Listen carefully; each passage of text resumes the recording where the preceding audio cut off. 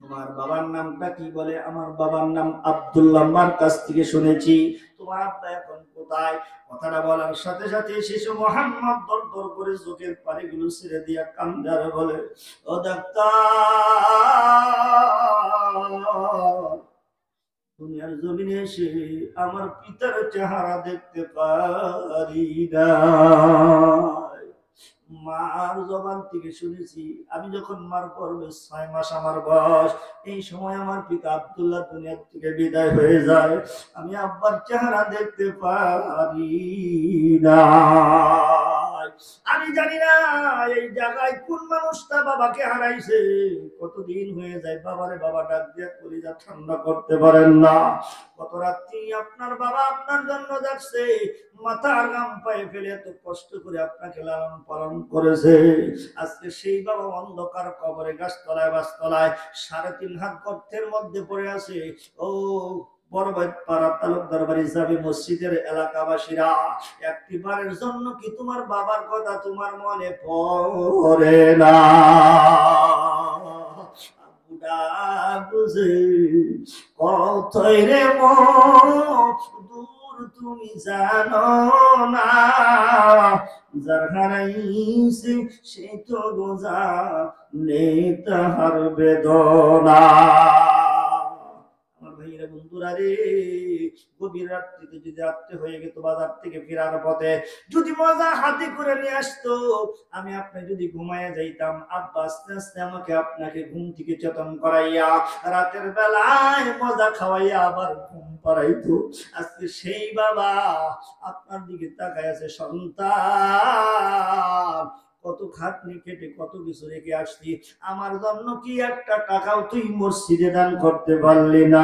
আমার জন্য একটা টাকা কি অল্প করে আল্লাহ রাস্তায় দিতে পারলি না?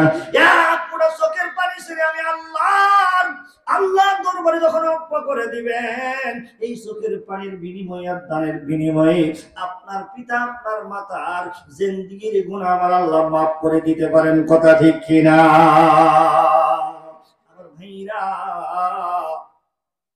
ডাক্তার প্রশ্ন করলেন, বুঝলাম তোমার আব্বা নাই, বলো তো দেখি তোমার মায়ের নামটা কি? বলে আমার মায়ের নাম হযরতে মা আমেনা। আমেনা? বলে হ। তোমার আম্মা এখন কোথায়, কি করে? কথাটা বলার সাথে সাথে চিৎকার মেরে ডাক দেয়া বলে, ডাক্তার, যেই দেশে আমার আব্বা বিদায় হয়ে গেছে, 6 বছর বয়সে আমার মা জনম দুঃখিনী মা, গর্ভধারিণী মা আমেরা দুনিয়ার থেকে বিদায় হয়ে গেছে। আমার বাবা নাই, মাও নাই, আমি এতিম, আমার মা নাই, আমার বাবা নাই। বুঝলাম তোমার নাম মোহাম্মদ, বাবার নাম আব্দুল্লাহ, মায়ের নাম হলো হযরতে আমেনা। তোমার বংশ পরিচয় বলে কুরাইশ বংশের মধ্যে জন্মগ্রহণ করেছি। আমার দাদার নাম আব্দুল মুত্তালিব, আমার চাচার নাম আবু তালিব। তোমার চাচা এখন কোথায়? এই তো আমার চাচা। আরে এবার ডাক দিয়ে বললেন, আপনার নাম কি? আবু তালিব। বলে হক। আপনার এই ভাতিজা মুহাম্মদ। বলে হক। কি জন্য এই জায়গায় আসছেন? বলে চোখের মধ্যে বিমার, আপনি তো চোখের ডাক্তারের জন্য নিয়ে আসছি। এবার ডাক দিয়ে বলতেছেন, আবু তালিব, দুনিয়াতে এমন কোন ঔষধ সৃষ্টি হয় নাই যে মুহাম্মদকে ওষুধ দিতে পারে। চিল্লাবেন আল্লাহু আকবার। দুনিয়াতে এমন কোন ডাক্তার হয় নাই মুহাম্মদকে চিকিৎসা করতে পারে। দুনিয়ার কোন ডাক্তার নাই, দুনিয়ার কোন ওষুধ তার প্রয়োজন পড়বে না। দুনিয়ার সমস্ত রোগের ডাক্তার এই মুহাম্মদ সাল্লাল্লাহু আলাইহি ওয়াসাল্লাম। কেউ আবিষ্কার করতে পারে না, ওষুধ কেউ দিতে পারবে না। বলে কেমন করে? বলে কেমন করে? বলে এই মুহাম্মদের ঔষধ মুহাম্মদের কাছে আছে। সুবহানাল্লাহ বলতেন না? মুহাম্মদের ওষুধ কার কাছে? মুহাম্মদের কাছে আসছে। আমি ডাক্তারের কাছে মুহাম্মদের ওষুধ নাই। আবু তালেব ডাকতে বলে, কোথায়, কিভাবে? বলে মুহাম্মদ, তোমার মুখের দিকে একটু লালা যদি তোমার চোখের মধ্যে লাগায়া দাও, সাথে সাথে তোমার চোখ ভালো হয়ে যাইবে। সুবহানাল্লাহ। হে আবু তালিব, তোমার এই ভাতিজা মুহাম্মদ তার একটু লালা যদি চোখের মধ্যে লাগায় ভালো হয়ে যাবে, তাই করলেন, লাগাই দিলেন, সাথে সাথে ভালো হয়ে গেছে। জোরে কোন সুবহানাল্লাহ।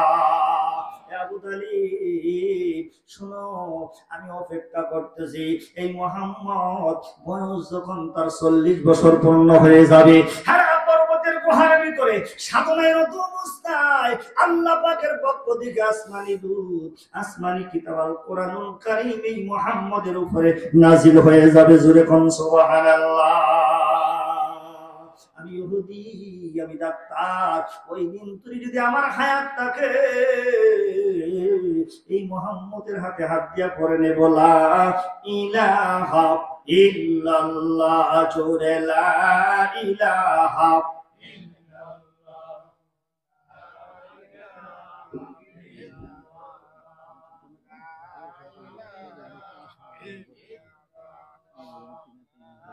ইলাহা, লা ইলাহা, কালিমা লা ইলাহা,